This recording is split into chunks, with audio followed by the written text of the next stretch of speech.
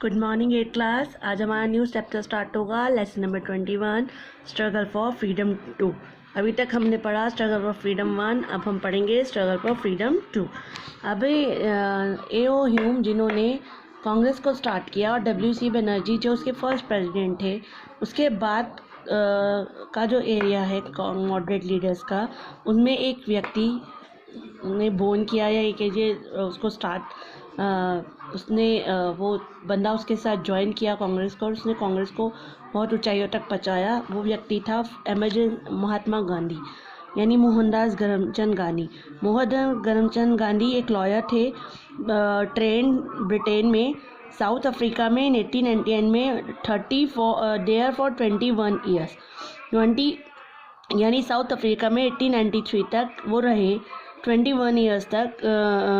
जब there treatment of Indians, जो south Africa है वहाँ पर भी काले गोरे का बहुत भेद किया जाता था। तो जो ट्रीटमेंट थी साउथ अफ्रीका में, वो वाइट रूलर्स की मतलब सफ़ेद रूलर्स ने उनकी आत्मा को जगा दिया। एक दिन ही डिसाइडेड, मतलब क्या हुआ था कि उनको रेलवे कंपार्टमेंट से निकाल दिया, बाहर फेंक दिया था एक अंग्रेज़ ने कि ये अंग्रेज़ों के लिए है, काले लोगों के लिए नहीं है। तो इस बात से उनको बहुत दुख हुआ था। तो उन्होंने डिसाइड किया पॉलिसी, जो साउथ अफ्रीकन गवर्नमेंट है उनमें जो काले गोरे का भेद होता है उसके खिलाफ इन्होंने आवाज़ उठाई। During the course of the struggle, जब इन्होंने गवर्नमेंट के खिलाफ स्ट्रगल किया तो इन्होंने एक टेक्निक का यूज़ किया जिसका नाम था सत्याग्रह, यानी सच के लिए आग्रह। गांधी जी साउथ अफ्रीका में सक्सीड रहे स्ट्रगल में। 1955 में ये इंडिया वापस आए क्योंकि इन्होंने वहाँ पर इंडिया को देखा था कि इंडिया के लोगों के साथ भी ब्रिटिश ऐसे ही कर रहे हैं। 1960 में इन्होंने साबरमती आश्रम बनाया एट अहमदाबाद। प्रैक्टिस थी, यानी इनके दो वेपन सेट होते हैं, नॉन वायलेंस। गोपाल कृष्ण गोखले ने इन्हें एडवाइस किया कि आप कंट्री को टूर करो अगर आप देश को जानना चाहते हो, खासकर विलेज को। अगर आप विलेज के लोगों को अंडरस्टैंड करना चाहते हो, उनकी प्रॉब्लम्स को समझना चाहते हो, तो आप वहाँ जाओ। ही टुक एडवाइस, उन्होंने एडवाइस ली, उस बात को ट्रैवल किया इंडिया को। गांधी जी ने महसूस किया कि इंडिया जो फ्रीडम मूवमेंट है वो बहुत ज़रूरी है, क्योंकि इंडियन सोसाइटी यानी विलेज कर खासकर लोग बहुत दयनीय जीवन व्यतीत कर रहे हैं। उनका जो फर्स्ट एक्सपेरिमेंट था जो उन्होंने साउथ अफ्रीका में भी किया, सत्याग्रह, जो स्टार्ट किया उन्होंने चंपारण बिहार में 1917 में। जो इनमें इन्होंने जो फार्मर्स थे जिनको इंडिगो ग्रो करने के लिए कहा जाता था, उनको स्ट्रगल अगेंस्ट द मतलब प्लांटेशन सिस्टम के खिलाफ ये आवाज़ रही थी कि हम इंडिगो नहीं उगाएंगे। उन्होंने ऑर्गेनाइज किया satyagraha to support the peasant of the Kheda के पीजेंट्स को, जो केरा डिस्ट्रिक्ट में है गुजरात, और देयर टैक्सेस, जो बहुत ज़्यादा टैक्स देते थे, चाहे क्रॉप फेल हो जाती, चाहे क्रॉप ग्रो करती थी या नहीं करती थी। These peasant were not able, ये पीजेंट्स जो है एबल नहीं थे क्रॉप क्या कहते हैं रेवेन्यू देने के लिए, बिकॉज ऑफ क्रॉप फेलियर और एपिडेमिक। इन अहमदाबाद में इन्होंने एक मूवमेंट चलाया, कॉटन मिल वर्कर्स को भी अच्छी वेजेस मिले उनके काम के बदले, जिसमें बेटर सक्सेस भी हुए। Gandhi ji most popular leader हो गए इंडिया में 1919 तक। इनके कॉमन पीपल जो है कॉमन पीपल्स ने इनको जोड़ा, यानी इनकी जो मूवमेंट्स है उनमें इनको ज्वाइन किया। और अंडर दिस लीडरशिप ये मूवमेंट के फॉलोइंग फीचर्स है कि नॉन वायलेंट नहीं करेंगे, हिंसा नहीं करेंगे, नॉन पेमेंट टैक्सेस नहीं देंगे, बाइकाट करेंगे एजुकेशनल इंस्टीट्यूट का, कोर्ट्स का, और शॉप फॉरेन गुड्स से चीज़ें नहीं खरीदेंगे, और non violent defence of law. Lucknow pact in 1960। Lucknow pact जो है इम्पॉर्टेंट लैंडमार्क था इंडियन स्ट्रगल का for freedom, as it brought the extreme and moderate section of the India. जो क्या कहते हैं लखनऊ पैक्ट है वो इम्पॉर्टेंट लैंडमार्क था इंडियन स्ट्रगल का फ्रीडम में, क्योंकि इसमें मॉडरेट और एक्सट्रीम दोनों ने काम साथ में किया। कॉमन इंटरेस्ट यानी पब्लिक सेल्फ रूल के लिए, यानी इंडियंस के लिए इन्होंने साथ मिलकर काम किया, जिसको लखनऊ समझौता भी कहते हैं। कांग्रेस और मुस्लिम लीग भी साथ में आई। इसके अलावा महात्मा गांधी ने एज नेशनल लीडर के रूप में उभरे। इन्होंने यूज़ किया वर्ड सत्याग्रह ब्रिटिश से फाइट करने के लिए। इनकी जो सोशल एजेंडा था, रिमूवल ऑफ अनटचेबिलिटी, कि अनटचेबिलिटी जो ये छुआछूत करता है इसको ख़त्म करो और विलेज क्राफ्ट को बढ़ावा दो। और चरखा और खादी को इन्होंने मोस्ट इम्पॉर्टेंट अपना वो बनाया कि चरखा चलाओ और खादी निकालो और खादी ही पहनो। अब आता है मॉन्टेग्यू चेल्म्स रिफॉर्म 1919। ये क्या था? In order to pacify Indians, Montagu Chelms reform ने प्रपोज किया 1919 में एक गवर्नमेंट ऑफ इंडिया एक्ट। इस एक्ट के कुछ प्रोविजन थे। क्या था कि ये जो सेंट्रल लेजिस्लेचर है वो 22 कैमरल होगा, यानी 2 पावर्स होंगी, सेंट्रल पावर, स्टेट पावर, जैसे अभी होती हैं। फर्स्ट हाउस जो है उसमें यानी 2 हाउसेज होंगे। जो फर्स्ट हाउस है उसमें सेंट्रल लेजिस्लेट में 145 मेंबर्स होंगे, जिनमें से 104 इलेक्ट किए जाएंगे और 41 नॉमिनेट किए जाएंगे, जिसको इंपीरियल लेजिस्लेटिव असेंबली कहा गया है। एंड सेकंड जिसमें 60 मेंबर होंगे, 33 इलेक्ट होंगे और 27 नॉमिनेटेड होंगे, जिसको काउंसिल ऑफ स्टेट कहा जाएगा। तो यानी असेंबली का जो टर्म है वो फिक्स कर दिया गया है 3 ईयर्स के लिए और काउंसिल ऑफ स्टेट का 5 ईयर्स के लिए। तो पावर जो है हाउस की रिमेन मोर और लेस द सेम।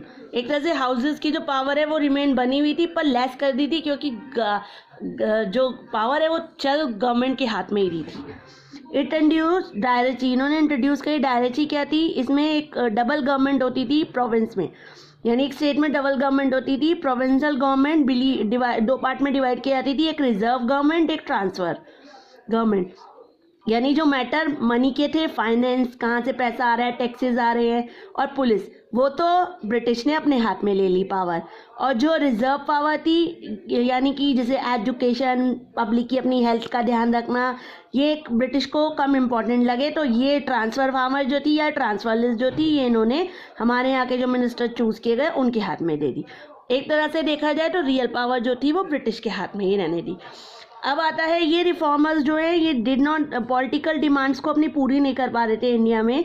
ब्रिटिश जो है हमेशा जब भी ये कोई ऐसा लॉ बनाते थे तो उसको मना कर देती थी, कोई उस पर सुनवाई नहीं होती थी। रेस्ट्रिक्शन लगा दी गई प्रेस पे, एक तरह से बहुत बुरा व्यवहार किया गया। ब्रिटिश ने दिस एक्ट ने डिसअपॉइंट कर दिया इंडियंस को, और एक तरह से उन्हें पता चल गया कि ये जो है केवल नाम के लिए हमें गवर्नमेंट दे रहे हैं, बाकी चला ये खुद रहे हैं। अब आपका आता है रोल एक्ट 1919। रोल एक्ट 1919 क्या था कि 1970 में एक कमेटी सेटअप की गई, प्रेसिडेंटशिप था सर सिडनी रोल एक्ट, जो इस मिलिटेंट नेशनल एक्टिविटी के इंचार्ज थे। On the basis of its report Rowlatt act pass किया गया मार्च 1999 में सेंट्रल लेजिस्लेटिव काउंसिल में। एज पर दिस एक्ट, के हिसाब से कोई भी पर्सन अगर वो सस्पिशियस है, उसको मतलब ये खतरनाक ये कह लीजिए इनडायरेक्ट में अगर खतरनाक लगता है तो उसको जेल में डाल दिया जाता था बिना किसी गलती के। कोई एप्लीकेशन नहीं दे सकता था, वो उसको अरेस्ट कर लिया जाता था। एक तरह से इस एक्ट को कहा गया ब्लैक एक्ट, और ये बहुत पूरे देश भर में पहला। ऑल इंडिया में हड़ताल हुई, स्ट्राइक हुई। अप्रैल 1999 को ऑर्गेनाइजेशन बनाकर मीटिंग्स की गई ऑल ओवर द कंट्री। अप्रैल 6, 1919 में ऑब्जर्व किया गया नेशनल ह्यूमिलेशन डे, क्योंकि हमें ह्यूमिलेट कर रहे हैं। ये नॉन वायलेंट अपोजिशन किया गया, बिगिनिंग की गई, इंडियन स्ट्रगल स्टार्ट हुए। एक तरह से ब्रिटिश गवर्नमेंट में पहला मूवमेंट ये उन्होंने किया कि ये ब्रिटिश हमारे साथ गलत कर रहे हैं। अब आता है जलियांवाला बाग मैसर्स। महात्मा गांधी को अरेस्ट कर लिया गया, वही रोल एक्ट के नहीं कि खतरनाक है, इसे पकड़ लो। इसके अलावा 2 और लीडर पंजाब के sir Syed doctor Satyapal and doctor Saifuddin Kitchlew, इनको अरेस्ट किया गया 10 अप्रैल 1919 को अमृतसर में। रोल एक्ट को बैन इंडियंस फ्रॉम कीपिंग, यानी आप रोल एक्ट में एक और ऑर्डर दिया गया कि आप कोई भी हथियार नहीं रख सकते।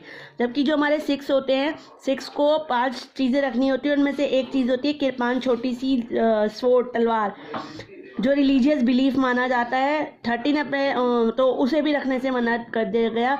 जब ये इन दोनों लीडर्स को छुड़ाने की आपस में बातचीत की जा रही थी, तो 13 अप्रैल 1999 को बैसाखी का फेयर था जलियांवाला बाग, अमृतसर में। जलियांवाला बाग है अमृतसर में, वहाँ पर ये लोग पीसफुली जनरल मीटिंग कर रहे थे कि किस तरह से इस एक्ट को रोका जाए। सडनली एक British officer General Dyer, suddenly तो नहीं कहेंगे, पूरी एक प्लानिंग थी। ब्रिटिश ने अपने जनरल डायर को भेजा, उसने पार्क में एंटर किया, अपनी पूरी ट्रूप, पूरी सेना, आर्मी थी, और जो गेट था उसको बंद कर दिया गया और गोलियां बरसानी शुरू कर दी भीड़ के ऊपर, मोब के ऊपर। मतलब किसी बिना किसी को कोई लड़ाई नहीं कर रहा था, कोई झगड़ा नहीं कर रहा था, सिर्फ मीटिंग कर रहे थे। तो इनको खतरा लगा तो इन्होंने उस पर हथियार बरसाना शुरू कर दिया और ये नतीजा निकला कि बिना किसी वार्निंग के उनको मारना शुरू कर दिया। जलियांवाला बाग गेट बंद कर दिया गया, किसी को नहीं छोड़ा, मैन वुमेन चिल्ड्रन सबको इन्होंने गोलियां बरसानी शुरू कर दी। कोई भी वहाँ से नहीं भाग पाया। फ्यू मिनट में 1000 से भी लोग ज़्यादा मर गए और 1000 से भी ज़्यादा लोग इंजर्ड हुए। यहाँ तक कि वहाँ पर एक कुआं था, कुछ लोगों ने वहाँ कुएं में चालना शुरू कर दिया। अगर आज भी आप वहाँ जाएँ तो वहाँ पर गोलियों के निशान हैं जो पता चलते हैं कि ब्रिटिशर्स ने कितना गलत काम किया था। शोइंग वहाँ पर एंगर और famous philosopher poet Rabindranath Tagore ने दुखी होकर ब्रिटिश गवर्नमेंट को एक इन्होंने टाइटल में दिया था, ब्रिटिश गवर्नमेंट ने रविन्द्रनाथ टैगोर को, तो उसको वापस कर दिया और मना लेने से उस राइट को मना कर दिया कि मुझे आपसे कोई उपाधि वगैरह नहीं चाहिए। अब आता है खिलाफत एगिटेशन क्या है। चीफ कॉज जो है खिलाफत मूवमेंट, यानी वो खिलाफ हैं हम आपके जो टर्की है, जो फर्स्ट वर्ल्ड वॉर में विच वॉन्ट अगेंस्ट ब्रिटिश के खिलाफ लड़ रहा था, वो हार गया ब्रिटिश से। Harsh term the treaty of Sevres was felt by the Muslim, जिसमें मुस्लिम्स को बड़ी ग्रेट इंसल्ट हुई क्योंकि होल मूवमेंट जो है वो बेस्ड था मुस्लिम बिलीफ पर। खलीफा जो होता है यानी सुल्तान जो टर्की का था वो रिलीजियस हेड होता है मुस्लिम का ऑल ओवर द वर्ल्ड। जो तो इंडिया के मुस्लिम थे वो अपसेंट हो गए क्योंकि वो हार गए ब्रिटिश एटीट्यूड से और उन्होंने भी एक स्टार्ट कर दिया इनके खिलाफ Khilafat movement. Maulana Abdul Kalam Azad, MA. Ansari, Saifuddin Kitchlew and Ali brothers prominent leader थे इस मूवमेंट के।